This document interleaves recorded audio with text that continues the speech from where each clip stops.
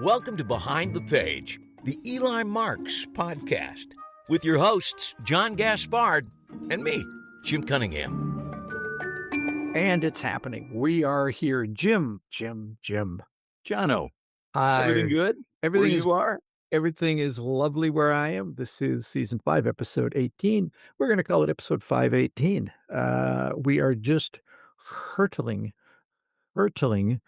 toward the end of season 5 and the beginning of season 6. I will once again thank the folks who have been sending in ideas for people to interview in season 6. Again, we're looking for folks who are heavily into magic, but who don't make their living doing magic. And we got a long list to choose from here. So in many ways, we're probably fine. But if you got any other ideas, now's the time to let me know.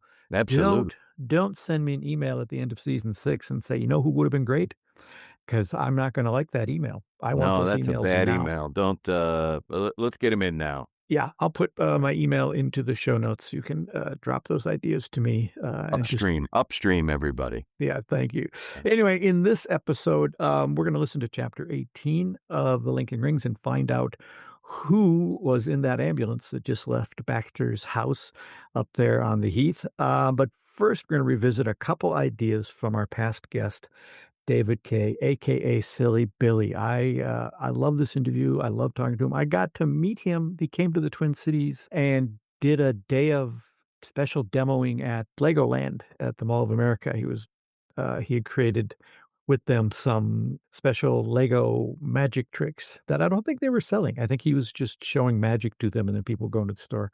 Long line to see David Kaye, and then we took him That's out great.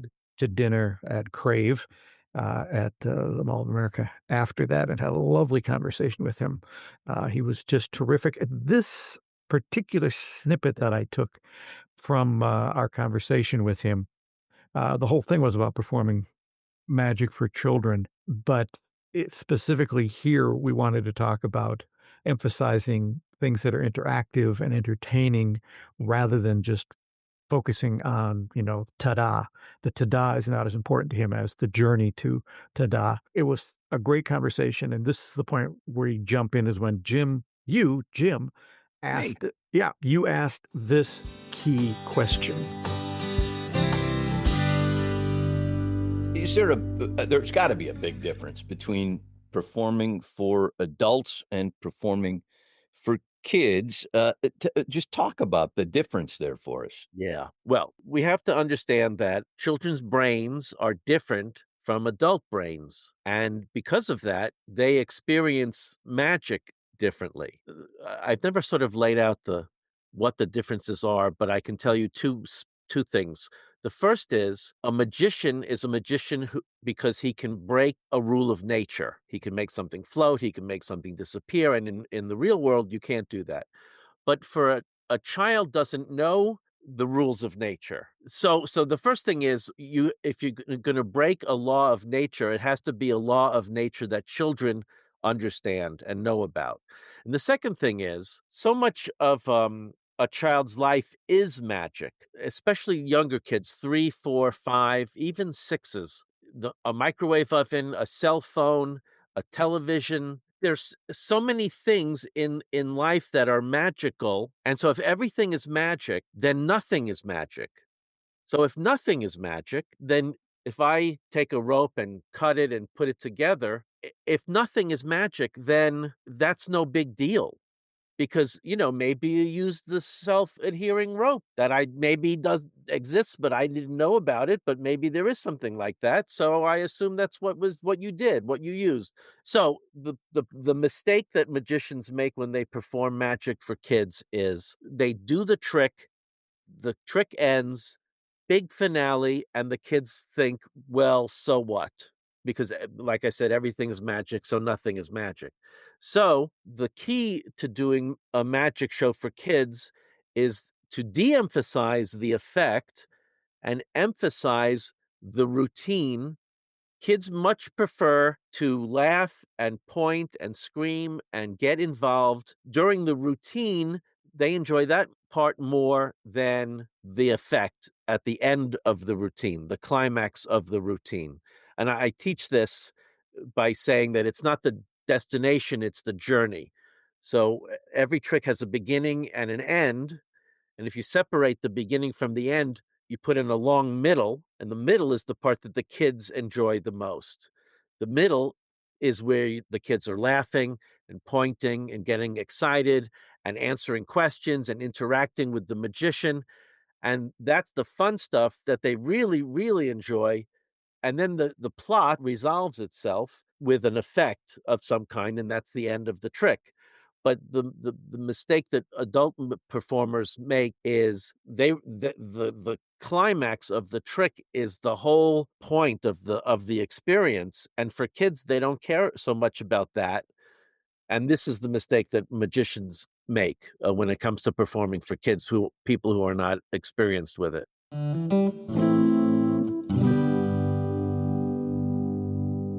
Well, of course, it makes sense, doesn't it? Yes. That the difference between adults and children is Mhm. significant. Mhm. And if you gear your show, as I probably would, like I was performing for adults, which is what I normally do, I would this. And why wouldn't you? I guess is what I'm saying. Why wouldn't you, unless you had this little nugget of information that the kids are not as impressed with the final ta-da as they are with the journey along the way. Which Yeah. reminds me of something we said, I think, in the last episode about mysteries that allow you to have any cast member be the murderer or the Mhm. villain.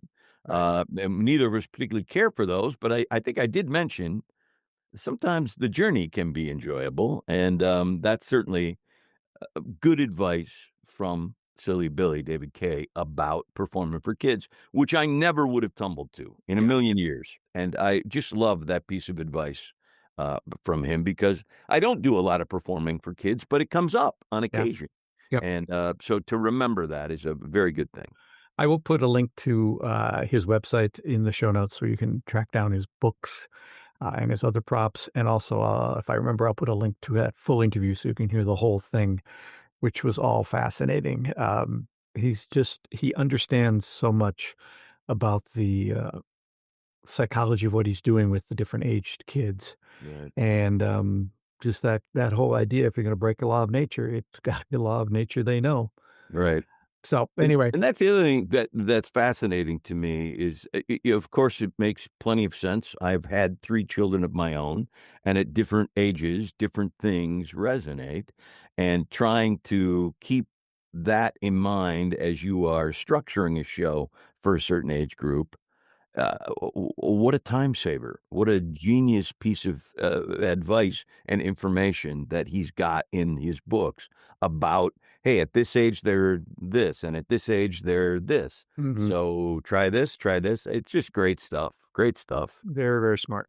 Yeah. Very smart. Okay, it's time for the I love that segment. I get to You go start. first. I'm going to start with something I think I mentioned in passing this movie, not as an I love that, but just in passing. And you said, oh, I wasn't really, I didn't go down that path. Well, I really did. There's a movie called Harold and Maude that I revisited lately because I just wrote a book Yeah. about Harold and Maude. Harold and Maude became a cult film here in Minneapolis right before my eyes between 1972 and 1974.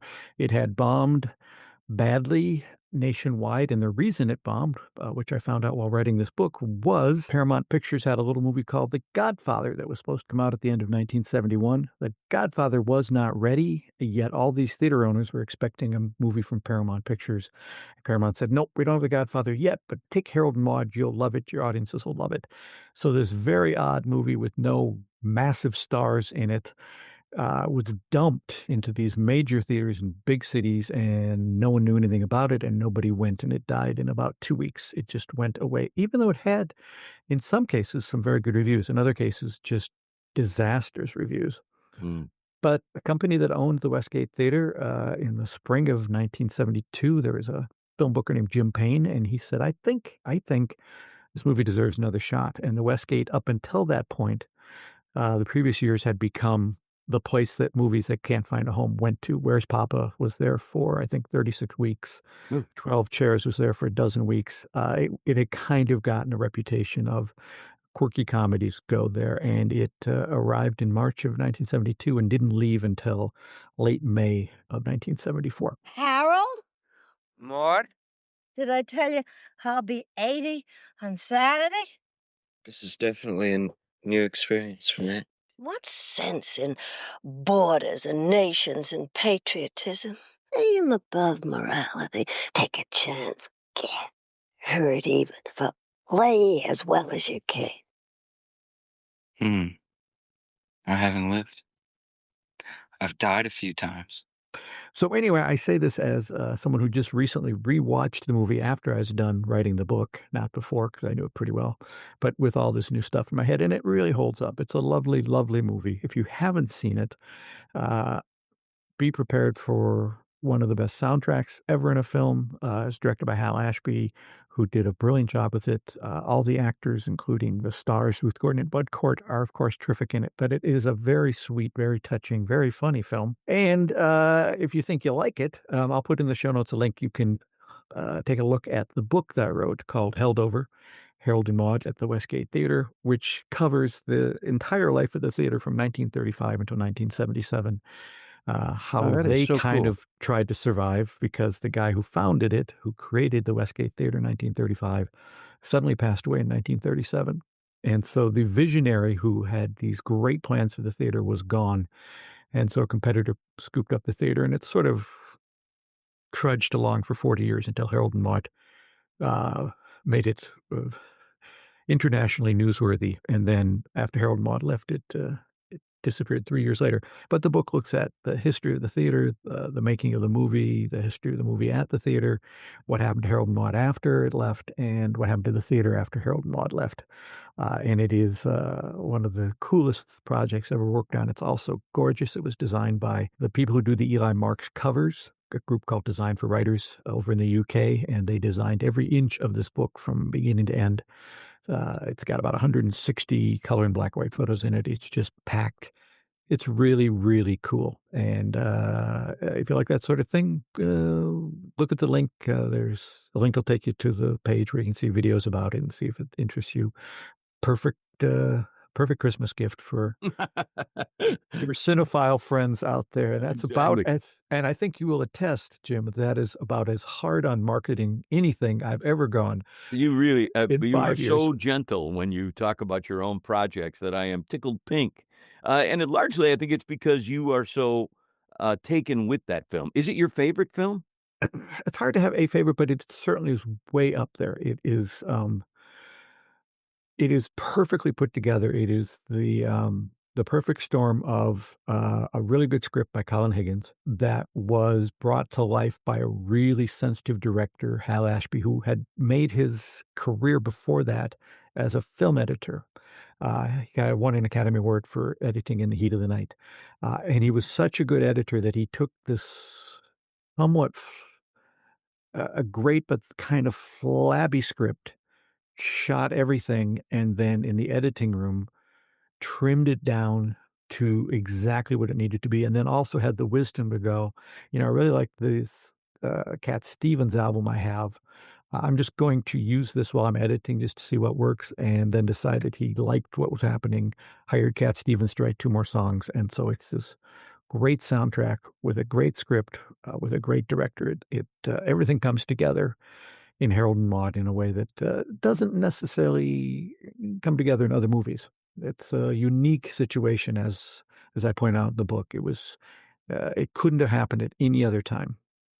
Well, I'm fascinated by it now. I saw it, I think I was probably about 12, and I Okay. went with my brother and his new wife. Okay. They took me to that movie, and it did nothing for me as a 12-year-old. And so I've had no real interest in revisiting it. But of course, newsflash, I'm not 12 anymore. And it may be worth another look back, and just to see if at my advanced age, if my 12-year-old self was right, or if I have now acquired some additional taste and or knowledge that might make it worth a rewatch. Well, as the brilliant director Joe Dante has said repeatedly, Movies don't change, we do. Yeah. And that's why something that you had no interest in as a child suddenly becomes interesting as an adult, or vice versa. Something that was the coolest thing ever when you were younger doesn't necessarily stand up to the test of time as you get older and you have a different point of view. Although I will say, Mad Monster Party is as much fun now as it was back then when I was 12. But anyway, that's a movie for another. I love that. Anyway, the movie's Harold and Maude. The book is held over Harold and Maude at the Westgate Theater. It's been a year in the making, and it's just been tremendously fun to go down that path. Well, I'm What's glad. I love it that you're bringing to us this week? It's a new series of books. I had lunch with some buddies, and one of the guys is a World War II buff, as am I, Yes. even though I don't like that term. Mhm. I think it's the term that must be applied. Both of our fathers served in World War II. My dad was in the Navy on an aircraft carrier in the North Atlantic, hunting German U-boats. And his dad was in the Army and fought in the Battle of the Bulge. And so when we had lunch, he told me a little bit about his dad and his experience. And I said, I was right there in Belgium in Bastogne, where the Battle of the Bulge. He said, yeah, my dad was leaving as Easy Company from Band of Brothers was arriving. My dad was in the regiment that was, hanging on for dear life and being shipped out of there. Mhm. And he said, have you heard of this After Dunkirk series of books? There's 9 of them by an author named Lee Jackson. And I said, have not. This is no. And he said, I think you really like him. It's historical fiction, but it's very accurate in terms of its history, and it's so I picked up the first one, and they are tremendous. If you have an interest in that time period, he starts obviously after Dunkirk, but it ends at the end of the war. So, and a little farther actually. So, if you're interested in that time period, this is really fun because certainly I've read a lot of history books about it, all the Stephen B. Ambrose stuff, the Band of Brothers and Citizen Soldiers and the Eisenhower biography, et cetera, et cetera. But it's really fun to read fiction that is threading through the same Okay. kind of history and is staying true to the history, but giving you another emotional hook to keep you in and involved. And so I'm really enjoying this series, the After Dunkirk series by Lee Jackson. There are 9 books in the series. Worth it if you, like me, are, I'm going to say World War II aficionado, because I don't like the word buff. No, it sounds too trivial. Yeah. And speaking of reading things, Yes, did you like that? I That was what did, we and call Segue King. No, this season we're reading, of course, The Linking Rings. As we finished up chapter 17, somebody was in an ambulance. yes, All somebody right, tell was us in an what. Tell ambulance, us. and Give us the thumbnail so that we can read the next chapter. yes, chapter 17 ended with a bit of a cliffhanger. Up until that point, Eli had confronted Jake about Jake's terribleness. I suppose that's the best way to put it, Jake's terribleness, and then came back to Baxter's place only to find that the ambulance was pulling away from the house, and he ran up to find out what had happened. And that takes us right into chapter 18. Here we go. Chapter 18.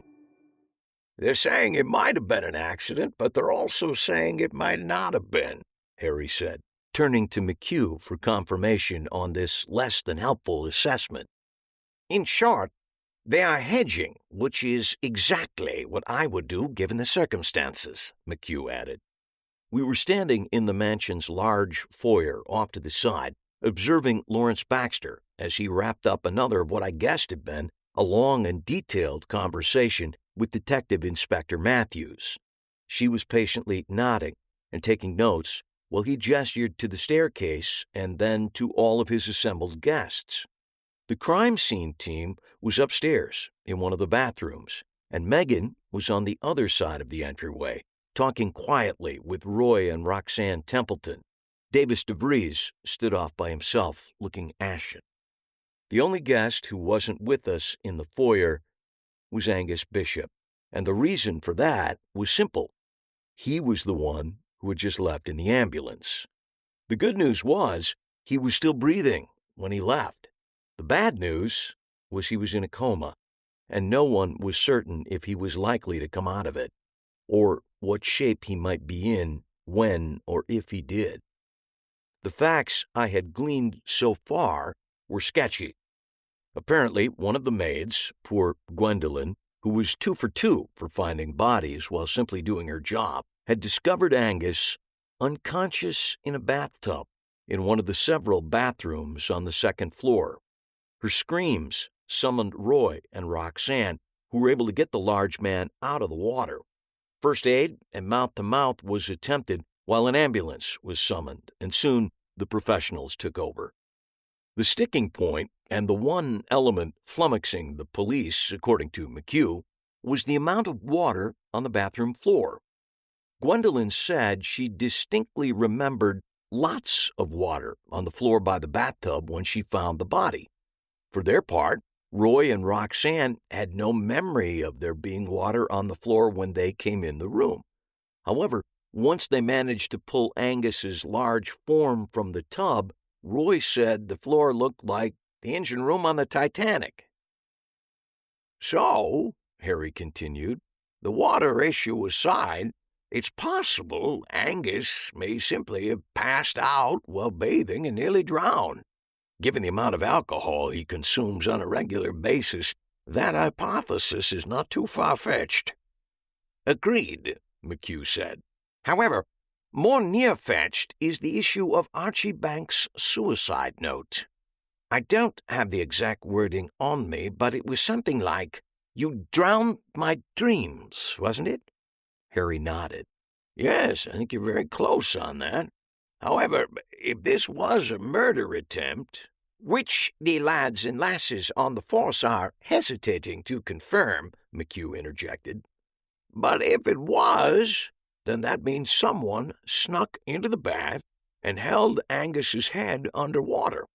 Once he passed out, they assumed the deed had been completed. Or this person was interrupted. The room does have 2 forms of egress. Doors, that is, McHugh added for my benefit. I nodded in thanks. And let's not forget our friend Angus is a big fella, Harry said. I can't imagine it would be easy for one person, even a strong person, to subdue him, particularly in an environment as slick as a bathtub full of water. Certainly not the unfortunate second girl, Gwendolyn, who is building quite the CV in the discovery of murders and attempted murders, McHugh said.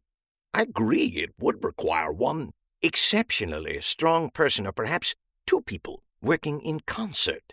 He glanced over at the door which Lawrence Baxter was holding open for D.I. Matthews. I would guess that's the direction this investigation will head. While they continued to speculate, I crossed the foyer to check in with Megan, who had been comforting Roxanne. The older woman was both unnerved and still soaking wet from the effort of pulling an unconscious Angus out of the tub. She and Roy looked like cats left out in the rain. I think you should both take some ibuprofen before going to bed tonight, Megan said, turning to include Roy. You're bound to be sore tomorrow. Good thought, Roy agreed, glancing up the stairs. I'm just wondering if we're allowed to go back upstairs yet. I need to see a man about a horse. More like a pony, Roxanne said, and this crack made both of them snort, holding in a laugh they knew was not appropriate for the situation. You're such a creature of habit. There's like 4 Biffies on this floor alone. She took him by the hand and pulled him down the hall to a guest bathroom. Sorry I wasn't here for this, I said to Megan. Don't worry about it. I missed the whole thing. I was up in the greenhouse watching the sunset. I didn't know anything was going on until I heard the sirens and looked down to see an ambulance pull up to the front door. I gave her a hug and was working on some warm words to go with it when Davis DeVries approached us. He still looked pale, made all the more so by his snowy head of hair. "I'm going to get a drink," he said, in what sounded like an invitation to join him. He moved past us toward the study, but turned back and lowered his voice. "Just between us, I've come to the conclusion, late as it may be, that I'm really not enjoying my stay in this house."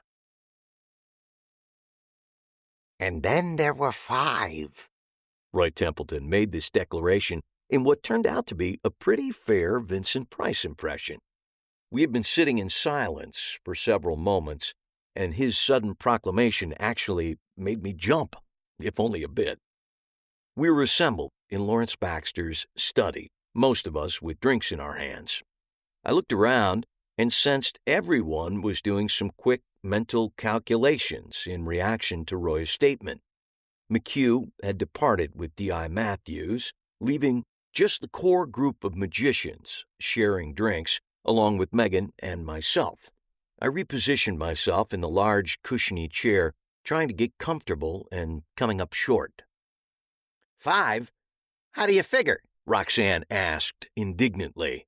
She had joined the group wearing a bathrobe, quoting Robert Benchley about slipping out of some wet clothes and into a dry martini. Currently, she was on her second. Roy counted on his fingers as he spoke. "There's Baxter, Harry, DeVries, me, and you. That's 5. "Hold up there, Kimosabe. Don't include me in this morbid mob. I was late to the Archie Banks party, remember? I'm just the hired help. You know, the girl in the box." She took another long sip of her drink, finishing it. "You're the ones who got him drummed out of the magic circle." "Yes, we all did, and now we're paying the price for it," DeVries said. He had been sitting quietly in the corner, sipping his second or maybe his third drink. "But why? And more importantly, who?" Roy said. "I always tell my students the simplest answer is usually the right one," Lawrence Baxter said as he got up and went to the bar. He glanced around to see who else might need a refill. When his eyes met mine, I gave a slight shake of my head, feeling I had already passed my meager limit. I adjusted my position in the chair and realized that while it was not the most comfortable seat in the room, it was the iPhone in my back pocket that was the real cause of my discomfort. I pulled it out, and the pain I had been experiencing vanished. "Well, the simplest answer is that someone is enacting a revenge scheme for Archie Banks," DeVries said. "I've heard revenge is a dish best served cold," Roy said. "But 30-plus years? That's beyond cold. That's Sub-Zero." "Unless it's Archie himself," DeVries said. His eyes looked a little glassy, and he was working hard on his enunciations.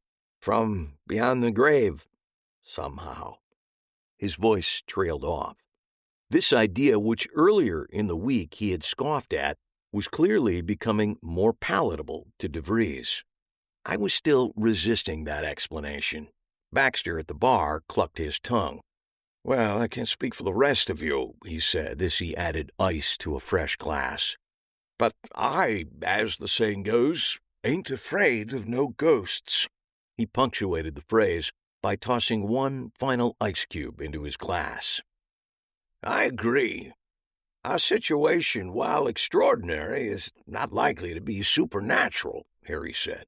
He turned and smiled at Megan. "No offense to the believers in the room." She smiled right back. "None taken," she said. "Consequently, I think our time would be better spent focusing on the living and not on the dead, at least for the time being," Harry added, nodding to DeVries, who raised his glass in acquiescence. "I, for one," Baxter began, as he moved away from the bar, and then he stopped. Miss Hess had appeared, silent as always, in the doorway to the study. She waited patiently while Baxter crossed the room to her. Seeing that our host was otherwise engaged, Harry continued.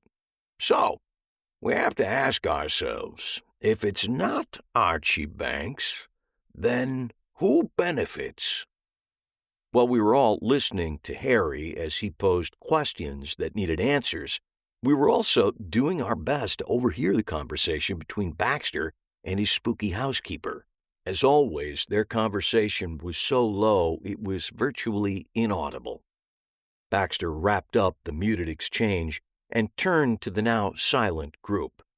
He set his drink on a nearby table.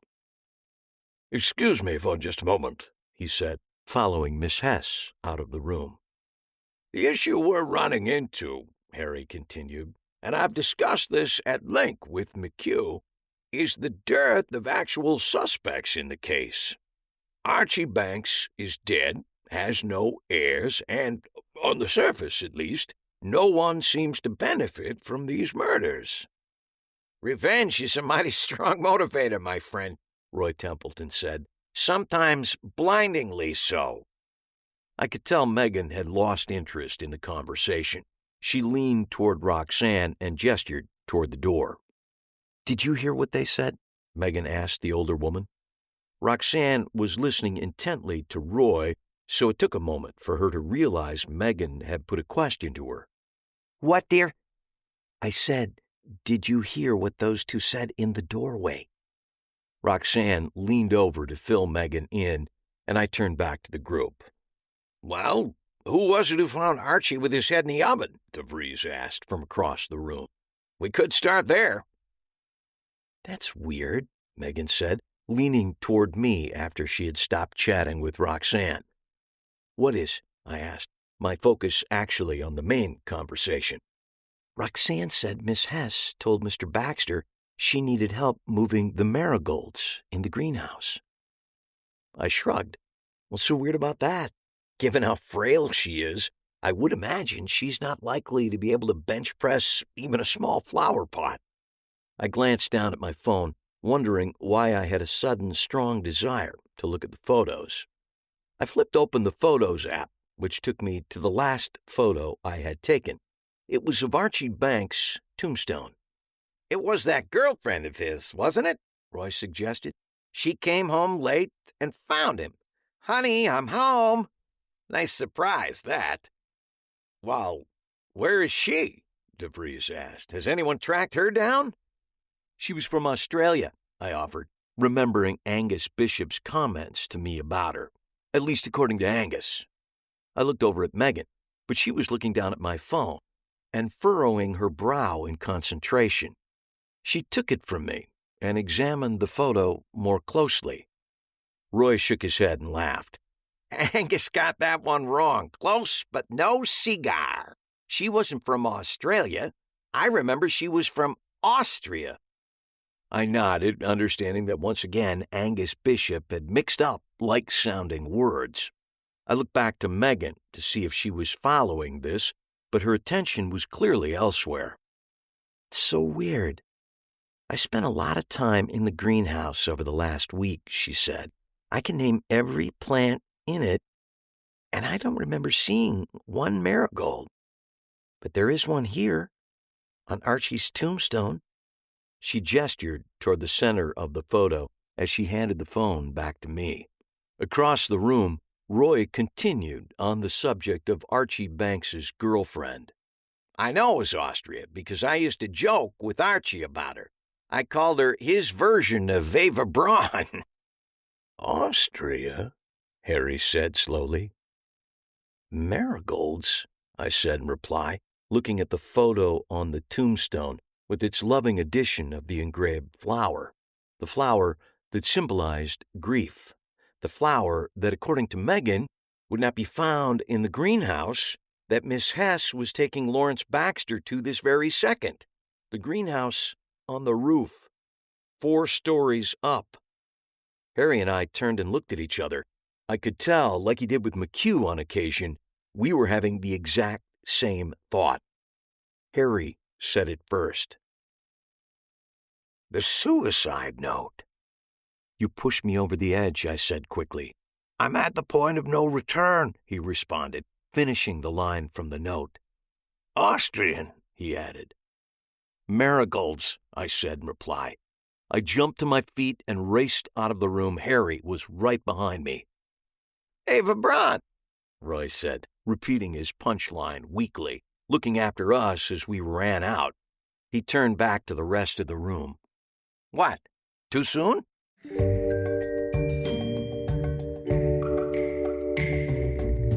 Is it? Tell just for my own edification and Sure. amusement. Talk a little bit about the putting it all together scene.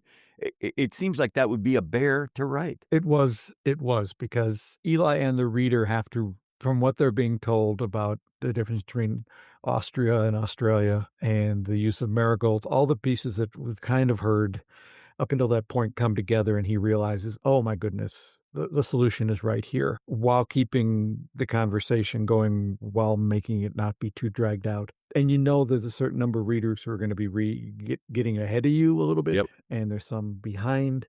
Anyway, so we've hit the climax of the book. We will find out more next time. And next time, we're also going to chat with I think you'll agree with me, a really delightful duo. Yeah, I had never heard of them. So this is great for me to chat with these folks because I was super blown away when I saw their stuff. Yeah, it's Elizabeth Mesnick and Eric Thurston, otherwise known as the Cosmic Romantics. Well, it's going to be great. You're going to like it. I loved them and am now following them on all of the social media outlets that I can. And you will too after you listen to the next episode of Behind the Page. Cosmic Romantics are going to be part of your life. I'm just predicting. Yes, exactly. predicting And then that we'll now. also do chapter 19 as we roll toward Oh, the yeah, end. that too. Sure. That too. Sure. All right, Yeah, that's it I for now. will. We'll see you next time with Elizabeth and Eric, the Cosmic Romantics. Take care, everybody. This has been Behind the Page, the Eli Marks podcast, with your hosts, John Gaspard and Jim Cunningham. Produced by Albertsbridge Books at Grass Lake Studios. Find this podcast and all the books in the Eli Marks series at EliMarksMysteries.com. That's ELIMARKS Mysteries.com. And thanks for listening.